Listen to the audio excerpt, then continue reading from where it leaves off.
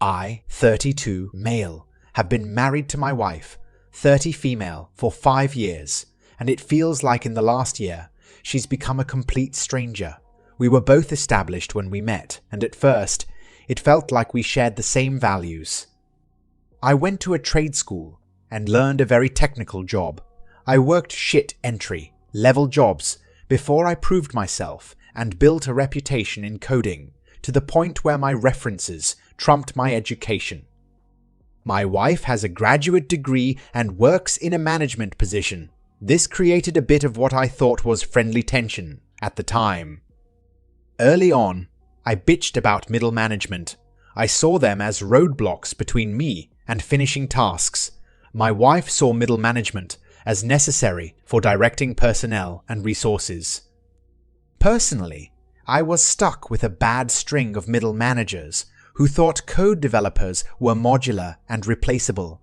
They set unreasonable deadlines, promised features to clients, and created scope creep. Every time I told her about the next boneheaded thing my manager instituted, she always took his side. Note: she never met him. He sees things you don't, she says. After about a year of dating, I learned to stop telling her about my day at work if it didn't involve days off or raises. I always felt like she resented the fact I didn't go back to school for a 4-year graduate degree.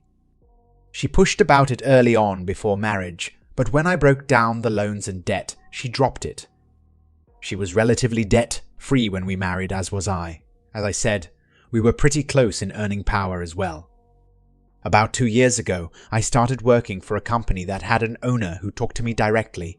He saw value in me and my potential.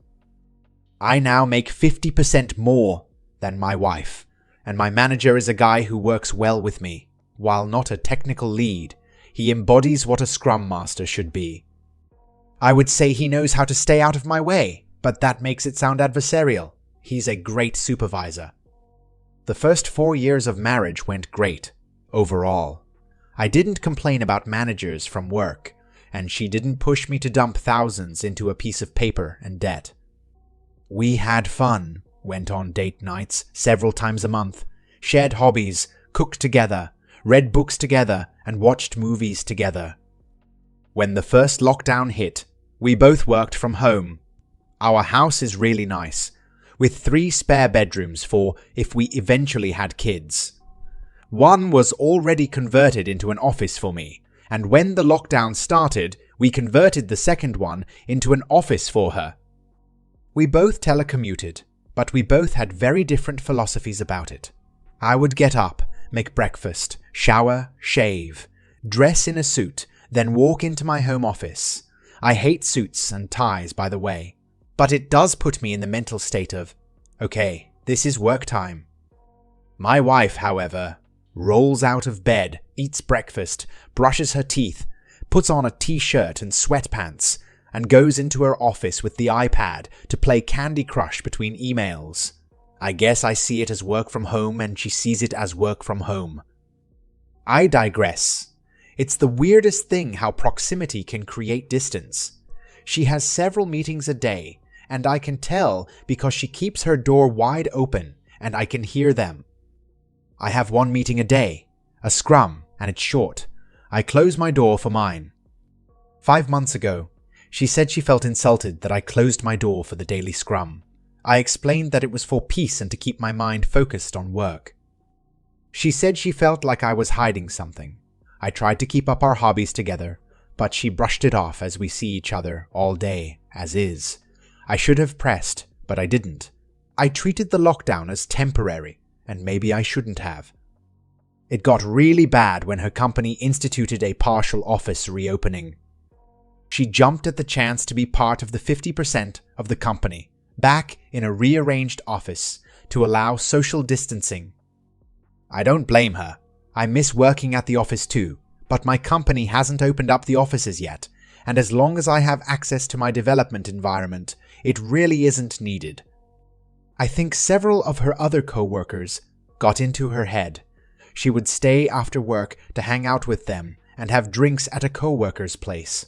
I pressed and wanted to know more, but she was secretive and guarded. She became colder and colder too. It felt like I had a roommate, and not a wife at that point.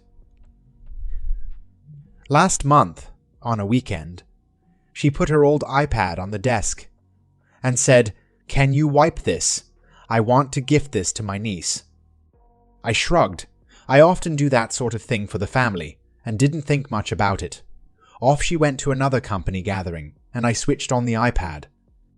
Maybe my wife was becoming so brazen. Maybe she thought I wouldn't check it and just do a factory reset.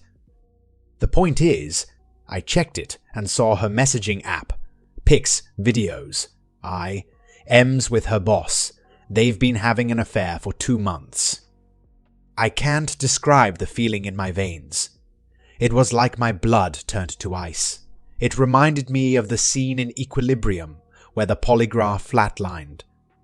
I copied everything, packaged it into cloud storage I use for development projects separate from work, and started looking for a lawyer. I didn't confront it first because I wasn't sure what I would do. The new sensation in my body felt like I was both numb and walking through water. She didn't notice or didn't care.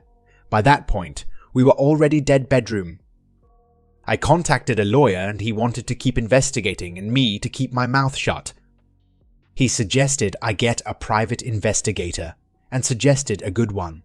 For the last 4 weeks, we were gathering evidence and he was preparing the file for divorce. Be patient, he kept telling me. Yesterday, my lawyer told me he had the filing almost ready. Our state is at fault and the PI got photos, video plus texts. It was pretty much a slam dunk. Then, last night, I don't know what happened to me, but the ice turned to fire. She came home, late of course, and I don't even remember what she said to me, but I went off. I said I hoped it was worth fucking her boss. She turned to mean, nasty vindictive. She said I wasn't there for her emotionally. I was just lounging all day at home, even if I was earning the lion's share at home. I wasn't intellectually stimulating. I told her I had a lawyer and she laughed. She said my bluff was pathetic. There was no way I was leaving her. That even if I divorced her, she would get half my paycheck.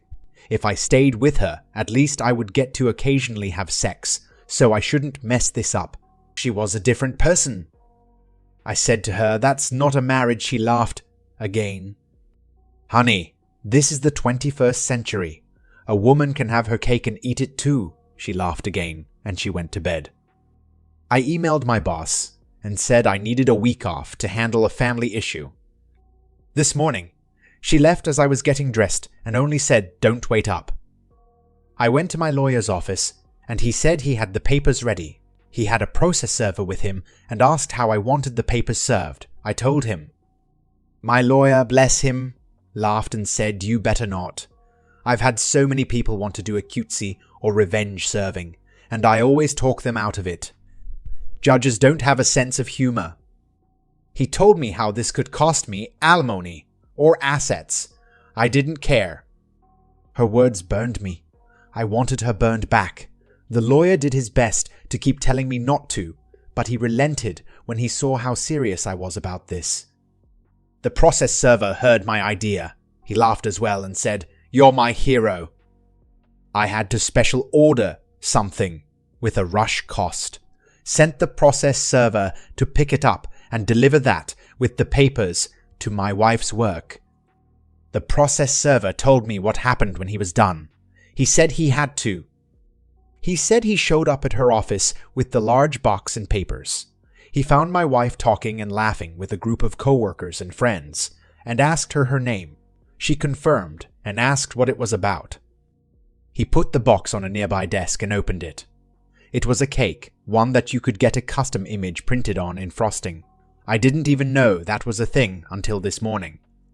The image was an image of my wife and her boss in an embrace, clothed but obvious what they were doing, with the words, "Here's your cake, eat it," piped in icing above the image. The process server put the papers next to the cake box on the table. "You've been served," he said. What happened next was a loud screech from her. At least 8 people in the office saw the cake. My wife freaked and swatted the large cake box off table, where it fell on the carpet but with the image still visible. Several of her co-workers started berating her, and she started crying and screaming. The process server took a hasty retreat.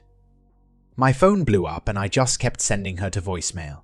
I don't bother reading her texts. She hasn't come home, but her mother texted me saying she is going to stay over there for now.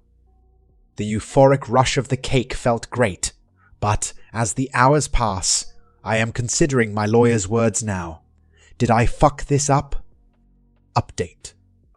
I'm still off from work. My boss decided to give me 2 weeks instead of the one I requested. Good man he is. I've already split our savings in half, put my half in an account in my name, and changed autopay for the mortgage, credit freezes, etc. Everything my lawyer advised me to do with the household funds. First off, we have no kids. Second, I'm seeing a therapist to help me. I found one that is well versed in helping with infidelity. Seen him twice, and I am feeling a lot more balanced out. Still, some weird low points, but nowhere near the same amount of swing between the two. After the cake stunt, I'm definitely taking my lawyer's advice on anything from this point forward, he said. You can be happy, or you can be right in regards to taking his advice, and I get that now. He told me that if my wife wants to return home, I'm not legally allowed to kick her out, but I should record all interactions with her. She's not staying at home again, still at her mom's, but she did want to come by Saturday to talk. My lawyer told me I could, but said he would prefer if she wants to talk to have it done at his office, with her own lawyer present, as well as himself. I presented this to her in email, of course, and she responded that she didn't have a lawyer. My lawyer said, barring showing up at his office, to have witnesses and record the meeting. I let my wife know this was my condition for talking with her. She actually accepted. So, I had 2 mutual friends come in, all 3 of us, with our phones on the table, ready to record. She came in and tried to give me an awkward hug, but I just held my hand up and the phone started to record as the 4 of us sat down at the kitchen table. She was actually apologetic. She said she felt like she was watching a movie versus being in charge of her life, but it felt thrilling and with a rush. She asked if I wanted to know why. I said I really didn't care at this point. She felt that she owed that much to me and told me. She said that when she started going back to the office, when it reopened, she got really close to 3 female co-workers, each a few years older than her, and 2 of them divorced. She said they wormed their way into her head and told her about how she owed more than she was getting. They asked her constantly about her home life. The ringleader, apparently, was psychoanalyzing me from my wife's stories. My wife told them about my issue with managers back in my early career, and the ringleader took this to mean I'm threatened by educated people. The ringleader told her that I was a submissive male, and that she needed a charge man in her life. That if I found out, I might have shouted and threatened, but get in line. My wife still has her job for now, but only just. The people who saw the cake were my wife, the 3 witches, her affair partner, and according to her 2 other co-workers who were lateral to her. The boss immediately ended the affair, told her to only communicate with him by email, and that if she ever tried to show up in his office alone, he would call in a co-worker immediately. The 3 witches turned on her immediately and publicly, berated her for doing such an awful thing. The other co-workers, according to her, didn't want to get involved with her soap opera. So, no reports to HR. She said her 3 friends doing a 180 on her immediately sort of shook her out of her fog. She seemed really ashamed and said she had to ask for $5 grand. I was confused because there was money left in her account. I made it a point that she had it. She was living with her mom. She didn't have any major expenses. It turns out the ringleader and the other 2 witches wanted to be paid for their silence. They're blackmailing her and giving her a deadline. Otherwise, H. She was pleading for help. I told her that there was no going back to normal after this. Everything will change. That if she bends now, it will be more money later. Best for her to report herself, her boss, and her co-workers. It would work better than having sleepless nights waiting for the knife to fall. She seemed to hem and haw on that, but she did finally ask the big question. I told her there was no us. That's done, and she best gets herself that lawyer to go over the divorce. The best I can do is tell her how to handle her work situation, but she most likely needs to find another career after this. I also said she needs to go to therapy herself, because someone who could go from laughing in my face to pleading for help a week later needs help sorting themselves out. She pointed out the cake, and all I said to that was, yeah, and I am seeing someone for that. She left soon after that. No word on whether she will follow my advice or try to pay her co-workers' blackmail. Why is it always the co-workers?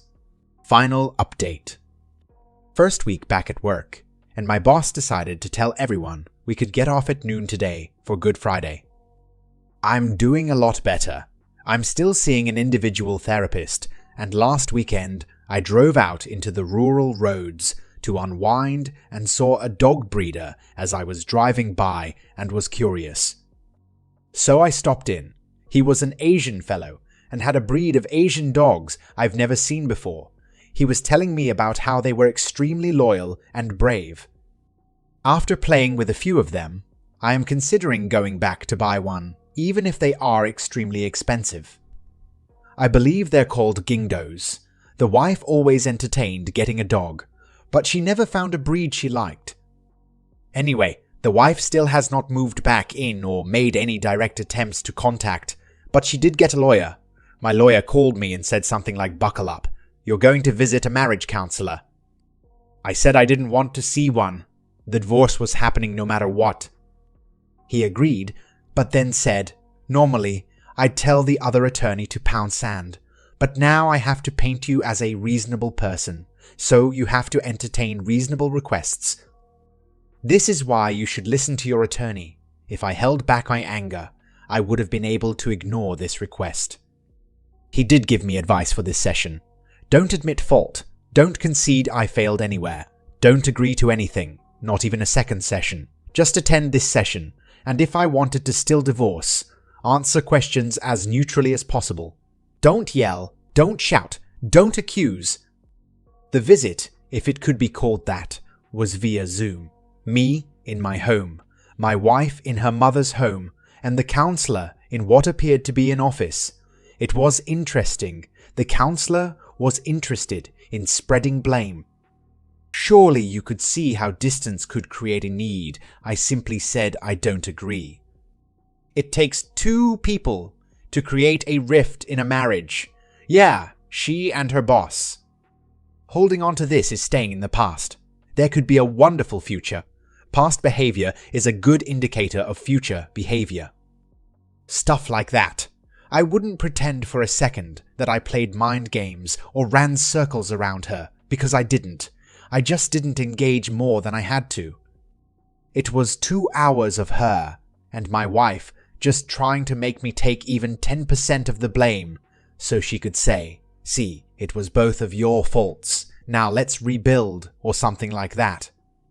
Near the end of the session, the counselor asked me why I was acting so cold. I said something along the lines of, "Did you know infidelity can create the same mental damage as PTSD?" The counselor said, "I heard something like that before, yes." The session's time was running out, and I was about to sign out when my wife asked if I was good with attending another session next weekend. I said I didn't think that was a good idea. She then begged what it would take for me to agree to a session next week. I said goodnight and signed off. Now I'm just waiting to see what the next reasonable request is that I can't turn down, just so my lawyer can paint the picture that I'm a well-adjusted guy who had one outburst of bad behavior versus a trend of bad behavior. Unfortunately, This was the last update before the user stopped posting. He hasn't posted any more updates regarding this story. If any future updates come into this story, I will make another video on it, so make sure to subscribe and if possible, hit the like button.